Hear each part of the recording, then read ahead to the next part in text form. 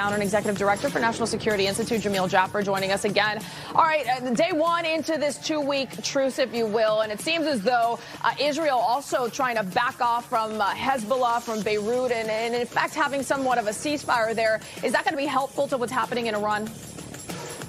Well, certainly, if Israel limits its attacks on Lebanon, that will take away any claims the Iranians can make about not reopening the Straits of Hormuz. Now, Israel's position, the U.S.'s position is that was never part of the deal. Iran doesn't agree. But at the end of the day, if in fact there's a limited set of engagements there, then Iran has to reopen the Straits, which hasn't quite happened yet, although there have been claims that more ships have gotten through today than before. So we'll see if that goes forward. It'll certainly set the stage for a better conversation starting tomorrow in Pakistan. Where Vice President J.D. Vance, National Security,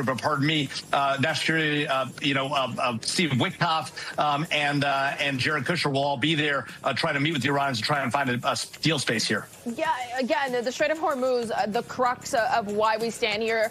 U.S. oil prices set to hit a record high because of what's happening there. And you're right, if you look at this traffic map here to the left here, that's the Gulf, where there's so many ships there that are waiting to enter the strait, and there's not a lot of traffic on the other side in the strait here.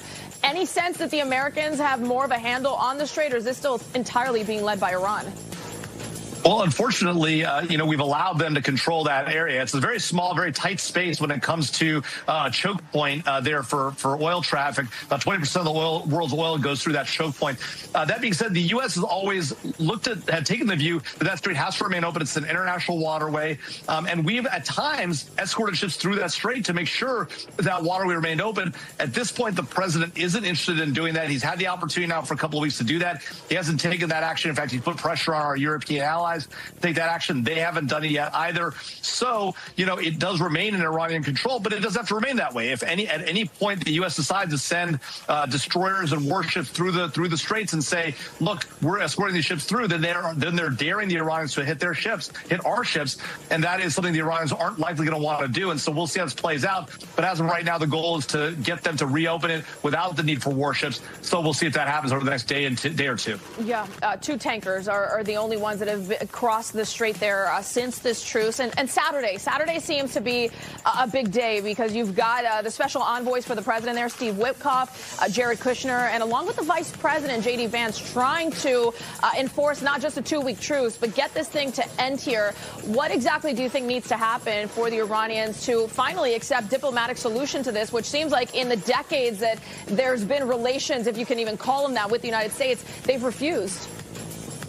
Well, that's exactly the hard part, right? We do seem very far apart on what would be an ultimate deal. The president has been very clear, and J.D. Vance, Vice President Vance, just reiterated it on the tarmac on his way out there. He said, look, the Iranians cannot enrich uranium domestically. That's the right answer. They can't have a nuclear weapons program. That's the right answer. And if they give up their current enriched uranium, that's the right answer.